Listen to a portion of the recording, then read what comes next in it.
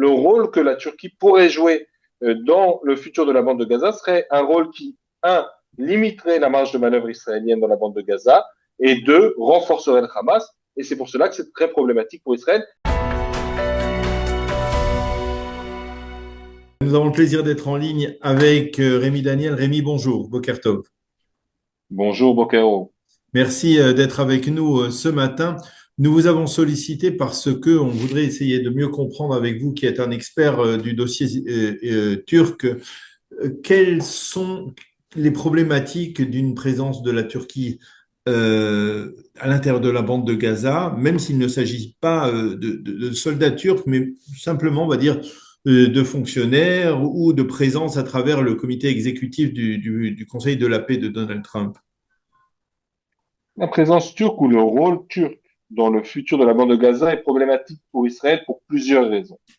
Tout d'abord, il faut reconnaître que la Turquie est l'un des rares pays dont la position n'a pas changé après le cessez-le-feu dans la bande de Gaza. Dans un certain nombre de pays, notamment au niveau des gouvernements, on a vu une amélioration des relations entre Israël et les pays en question après le cessez-le-feu.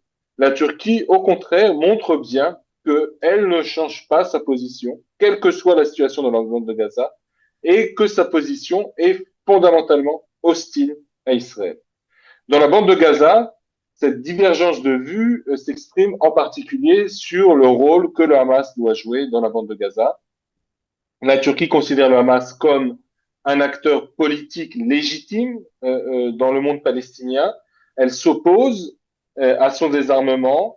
Elle préfère mettre en avant la nécessité de reconstruire la bande de Gaza, de limiter les opérations israéliennes. Et en ce sens-là, l'intervention turque, le rôle que la Turquie pourrait jouer dans le futur de la bande de Gaza serait un rôle qui, un, limiterait la marge de manœuvre israélienne dans la bande de Gaza, et deux, renforcerait le Hamas. Et c'est pour cela que c'est très problématique pour Israël, quel que soit, et vous avez raison de dire qu'on n'est pas sûr de voir des soldats turcs à Gaza, mais un rôle, une influence turque est suffisante pour être dangereuse pour Israël. Alors, est-ce que vous pensez que cela, Benjamin Netanyahu ne parvient pas à l'expliquer à Donald Trump? Je pense que Benjamin Netanyahu, en effet, a face à lui un Donald Trump qui aime beaucoup Recep Tayyip Erdogan, qui considère aussi, et il n'a pas forcément tort, que Recep Tayyip Erdogan a joué un rôle important dans la première phase du cessez-le-feu et dans la libération des otages. Et il se peut que même Netanyahu lui-même ait accepté implicitement ce prix à payer, cette intervention turque, ce rôle turc, lorsqu'il a accepté d'arriver à un cessez-le-feu grâce à la Turquie et le Qatar, puisque les deux pays vont ensemble. Mais ce qui est sûr, c'est que malgré la bonne relation qui existe entre Netanyahou et Trump, d'un autre côté, on a un certain nombre d'acteurs régionaux qui eux aussi ont une bonne relation avec Trump et qui sont mieux intégrés régionalement qu'Israël. Et cela fait pencher la balance en faveur de la Turquie.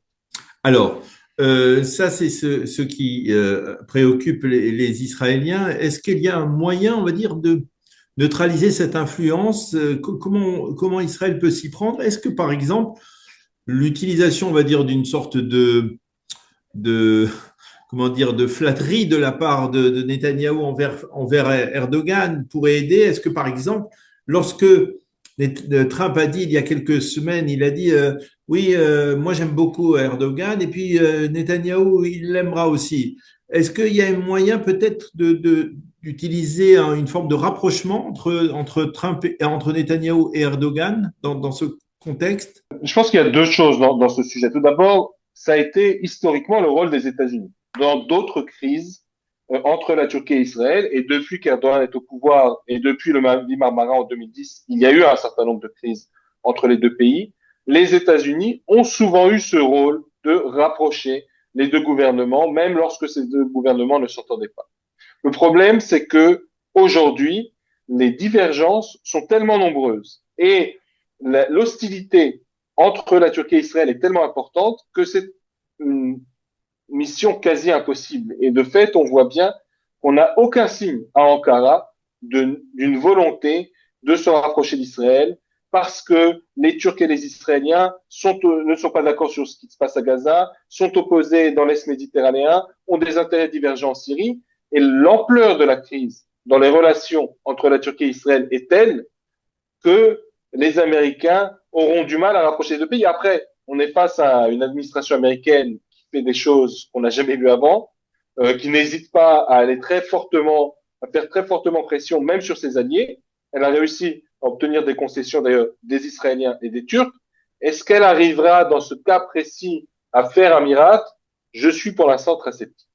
Et que dites-vous de certaines informations qui ont été rendues publiques dans la presse israélienne sur le fait que, au sein de l'opposition à Erdogan en Turquie, eh bien, on dit tout ça, c'est un écran de fumée, que derrière ça, il y a des contacts entre Israël et la Turquie, il y a du commerce entre Israël et la Turquie, il y a de la coopération, avec même sécuritaire, entre les deux pays, et peut-être même que, à un moment donné, les deux leaders, Netanyahou et Erdogan, se parleront.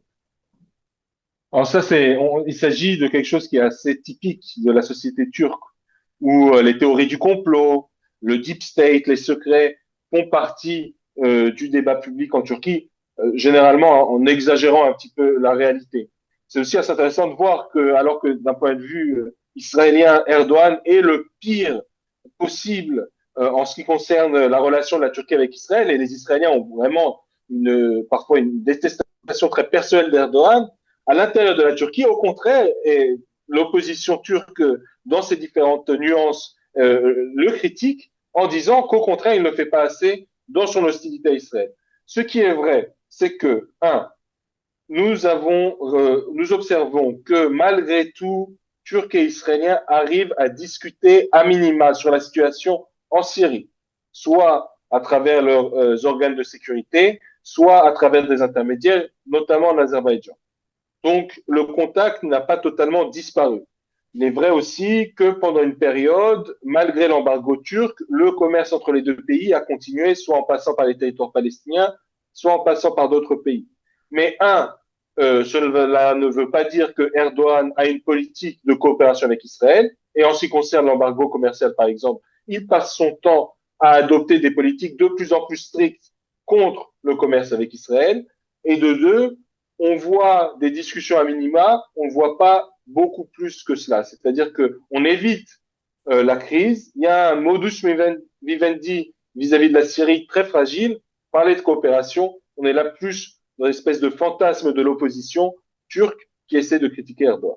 Alors, une dernière question, Rémi. Est-ce que, alors que l'on parle d'une attaque possible des Américains contre le régime iranien, est-ce que la fin du régime iranien pourrait faire rejaillir, on va dire, une puissance turque ottomane qui se substituerait à ce régime iranien disparu? C'est-à-dire, est-ce que la Turquie pourrait être le nouveau trouble fait au Proche et Moyen-Orient? Je pense qu'on voit déjà de toute façon que la Turquie a une politique de puissance au Moyen-Orient qui, et nous en avons évoqué un certain nombre de sujets, va à l'encontre des intérêts israéliens dans de nombreux domaines. Par contre, quand on voit la réaction turque à ce qui se passe en Iran, on voit que le gouvernement turc cherche avant tout la stabilité. Et pourquoi? Si on regarde la frontière est et sud-est de la Turquie, nous avons la Syrie, nous avons l'Irak, nous avons l'Iran.